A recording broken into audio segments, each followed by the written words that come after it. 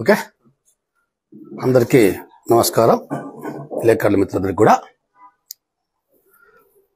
ముఖ్యంగా ఈరోజు విలేకరుల సమావేశం పెట్టేందుకు ముఖ్య ఉద్దేశం ధర్మవరం నియోజకవర్గ అభ్యర్థిగా శ్రీ సత్యకుమార్ గారు మా మిత్రపక్ష అభ్యర్థిగా బీజేపీ అభ్యర్థిగా ప్రకటించారు. ఆయనకు కూడా ధన్యవాదాలు తెలియజేస్తా ఉన్నా, శుభాకాంక్షలు తెలియజేస్తా ఉన్నా. ముఖ్యంగా శుభాకాంక్షలు తెలియజేస్తా ఉన్నా, ఎందుకంటే రాత్రి మార్నింగ్ పేపర్లో చూసా, రాత్రి నేను అందుబాటులో లేను, టీవీలో కూడా చూడలే. ఆయనకు శుభాకాంక్షలు తెలియజేస్తా ఉన్నా. అదేవిధంగా నేను కొందరికి క్షమాపణలు కూడా చెప్పాలి. ఎందుకంటే ధర్మవరం ప్రజలు కష్టాల్లో ఉన్నప్పుడు, ఇబ్బందుల్లో ఉన్నప్పుడు, అంటే ధర్మవరంలో ఒక సందర్భంలో రౌడీయిజం పెచ్చుమీరినప్పుడు, గూండాయిజం గూండాలు విజృంభించినప్పుడు ధర్మవరం పట్టణంలో సేవ్ ధర్మవరం కార్యక్రమం పేరుతో ఇల్లు తిరిగి వారికి ఒక భరోసా ఇచ్చి ధైర్యం చెప్పి, నేనున్నా, మీకు జనసేన పార్టీ అండగా ఉంటుంది, తప్పకుండా ఇక్కడ జనసేన పార్టీ జెండా ఎగురుతుంది, మీకు అండగా నిలబెడతా అని చెప్పేసి వాగ్దానాలు చేశారు. ఆ వాగ్దానాలన్నీ నిలుపుకోలేనందుకు, అంటే నిలుపుకోండే అవకాశం లేకుండా పోతున్నందుకు ధర్మవరం ప్రజలు, నియోజకవర్గ ప్రజలు, ముఖ్యంగా ధర్మవరం పట్టణ ప్రజలు క్షమించాలని చెప్పేసి కోరుతా ఉన్నాం. ఎందుకంటే మా మిత్రపక్షానికి ఇక్కడ కేటాయించడం జరిగింది కాబట్టి. అదేవిధంగా ధర్మవరం పరిస్థితులు అందరికీ తెలుసు. ఇది ఒక కాంట్రవర్షియల్ కాన్స్టిట్యున్సీ. ఎప్పుడు ఎలక్షన్లు 5 సంవత్సరాలకు ఒకసారి వచ్చినప్పుడల్లా కూడా అభ్యర్థి విషయంలో కొద్దిగా కాంట్రవర్షియల్ నడుస్తూ ఉంటుంది. కొందరి స్వార్థాలకు ఎప్పుడు కూడా ధర్మవరం ప్రజలు బలైపోతూ ఉన్నారు. ఇక్కడ కొందరు స్వార్థ రాజకీయాలకు, వారి యొక్క దుర్మార్గమైనటువంటి ఆలోచనలకు ధర్మవరం ప్రజలు ఎప్పుడు కూడా బలైపోతూ ఉన్నారు. ఎందుకంటే దురదృష్టం, మనం ఒకటి ఆలోచిస్తే భగవంతుడు ఒకటి ఆలోచించాడో ఏమో తెలియదు, లేకుంటే కొందరి దుర్మార్గుల దురాలోచనలకు ధర్మవరం ప్రజలు బలైపోతున్నారని కూడా అనుకోవచ్చు. ముఖ్యంగా సత్యకుమార్ గారికి ధర్మవరం మా మిత్రపక్షమైనటువంటి బీజేపీ అభ్యర్థి అయిన సత్యకుమార్ గారికి ఈ యొక్క ధర్మవరం సీటు బీజేపీ తరఫున అభ్యర్థిత్వం ఖరారైందని తెలిసింది. ఆయన నాకు తెలిసి చాలా పెద్ద నాయకుడు. దేశంలోనే అతి పెద్ద రాష్ట్రమైనటువంటి ఉత్తరప్రదేశ్కి ఇన్ఛార్జిగా వ్యవహరిస్తున్నటువంటి నాయకుడైనా, అంటే ఒకసారి ఆలోచించాలి, దేశంలో అతిపెద్ద రాష్ట్రం అది. అంత పెద్ద రాష్ట్రానికి ఇన్ఛార్జిగా బీజేపీ తరఫున ఉన్నారంటే ఆషామాషి వ్యక్తి కాదు ఆయన. అంత పెద్ద నాయకుడు ధర్మవరానికి అభ్యర్థిగా, ఎమ్మెల్యే అభ్యర్థిగా రావడం అది మంచి పరిణామమా కాదా అని భవిష్యత్తు నిర్ణయిస్తుంది. ఎందుకంటే ఇది భవిష్యత్తుకు సంబంధించిన విషయం కాబట్టి భవిష్యత్తు నిర్ణయం. ఎందుకంటే ఆయన లాంటి వ్యక్తి సత్యకుమార్ లాంటి, ఎందుకంటే సత్యకుమార్తో నాకు వ్యక్తిగత పరిచయాలు లేకపోయినా ఆయన గురించి నాకు బాగా తెలుసు. సత్యకుమార్ లాంటి వ్యక్తి దేశానికి ప్రాతినిధ్యం వహించవలసినటువంటి వ్యక్తి ఆయన. అంటే ఆయన ఏ సెంట్రల్ మినిస్టర్ గానో, ఎంపీగా వెళ్ళి, రాజ్యసభకు వెళ్ళి, సెంట్రల్ మినిస్టర్గా ప్రాతినిధ్యం అంటే దేశానికి ప్రాతినిధ్యం వహించినటువంటి వ్యక్తి ఆయన. అంత పెద్ద వ్యక్తి ఆయన. ఎందుకంటే సత్యకుమార్ గారు నాకు వ్యక్తిగత పరిచయం లేకపోయినా ఇన్నేళ్ళ రాజకీయ జీవితంలో ఆయన గురించి నాకు తెలుసు. అటువంటి వ్యక్తిని మళ్ళా ఎందుకు ఇక్కడ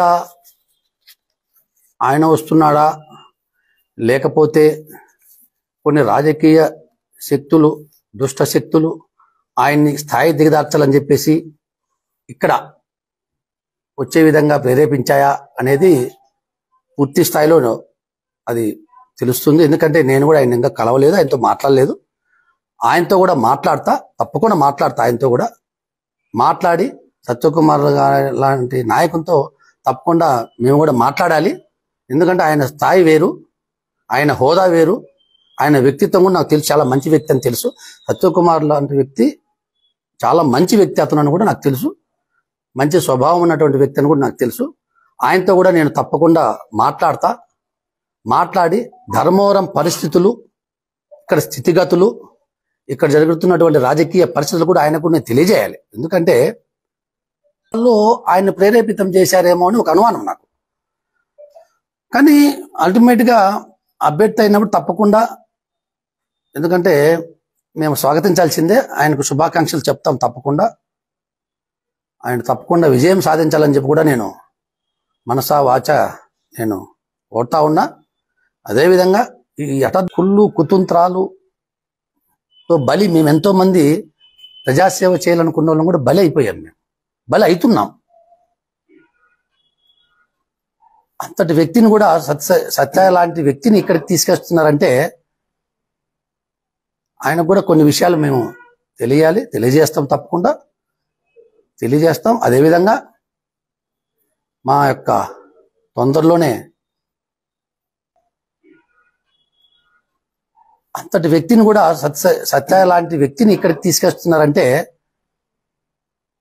ఆయనకు కూడా కొన్ని విషయాలు మేము తెలియజేస్తాం, తప్పకుండా తెలియజేస్తాం. అదేవిధంగా మా యొక్క తొందరలోనే మా కార్యకర్తలతో, మా ముఖ్య నాయకులతో వాళ్ళు కూడా చాలా డిజపాయింట్ అయిపోయారు. అంతా కూడా వాళ్ళతో కూడా అంతర్గతంగా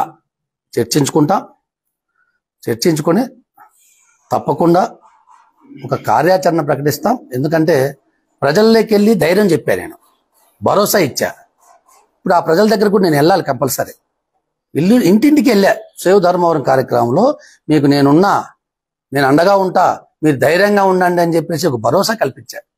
ఇక్కడ ఇప్పుడు ధర్మవరం పట్టణ ప్రజలు కూడా నాకు తెలిసినంత వరకు, నాకున్న సమాచారం ప్రకారం దిక్కుతోచని పరిస్థితుల్లో ఏంట్రా మాకు ధర్మవరంని మళ్ళీ ఎవరు కాపాడతారు, మా పరిస్థితులు ఇంతేనా, చేనేతలు చెప్పాం, మీరు ధైర్యంగా ఉండండి, ఈ వ్యవస్థను మేము కాపాడుకుంటాం, ఈ దుర్మార్గుల నుంచి రక్షించుకుంటామని గట్టిగా చెప్పాం.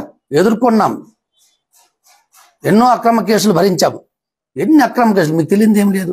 మొన్న అక్రమ కేసు పెట్టారు, మా కార్యకర్తల మీద దాడులు చేసి మా మీదే కేసులు పెట్టారు. ఎన్నో అక్రమ కేసులు భరించాం.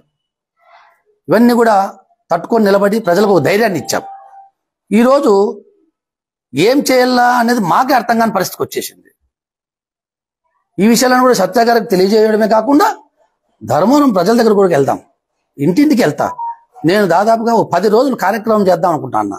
ప్రతి ధర్మవరం పట్టణము, ధర్మవరం నియోజకవర్గంలో ఉన్నటువంటి మండల హెడ్ క్వార్టర్లు, మంచి పెద్ద పెద్ద విలేజ్లు అన్ని కూడా సందర్శించి తిరిగి వారితో మమేకమై వారి సూచనలను, సలహాలను కూడా తీసుకొని తప్పకుండా మా అధ్యక్షుడు శ్రీ పవన్ కళ్యాణ్ గారి దృష్టికి తీసుకెళ్తాం.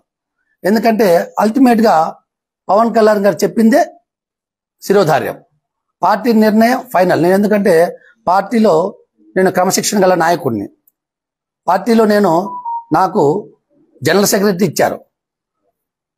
అదేవిధంగా అత్యున్నతమైన ప్లేస్ అయినటువంటి టిఎస్సి మెంబర్గా కూడా నాకు ప్లేస్ కల్పించారు. అటువంటి పదవులు పార్టీలో ఉన్నప్పుడు నేను పార్టీ లైన్లో కట్టుబడి ఉండే వ్యక్తిని, అంటే పార్టీలో క్రమశిక్షణ గల జనసేన కార్యకర్త నేను. అందువలన తప్పకుండా ఇక్కడ ప్రజలు చెప్పే సూచనలను, సలహాలను, ప్రజల నిర్ణయాన్ని, అదేవిధంగా మా కార్యకర్తలు నాకు ఇచ్చే సూచనలు, సలహాలు ఇవన్నీ కూడా జనసేన పార్టీ దృష్టికి తీసుకెళ్తా. అదేవిధంగా ఇవన్నీ కూడా సత్య గారికి కూడా నేను తెలియజేస్తా. అల్టిమేట్గా ప్రజల నిర్ణయం, పార్టీ కార్యకర్తల నిర్ణయం, పార్టీ అధ్యక్షునికి తెలియజేసి భవిష్యత్తులో ప్రజల దగ్గర తిరగాలనుకుంటున్నా. భవిష్యత్తులో ఏ నిర్ణయం తీసుకునేది కూడా తొందరలో 10 రోజుల తర్వాత ప్రజల్లో మమేకమైన తర్వాత పార్టీ దృష్టికి తీసుకెళ్లిన తర్వాత నిర్ణయం ప్రకటిస్తానని చెప్పేసి మీ అందరికి కూడా తెలియజేస్తా ఉన్నాను.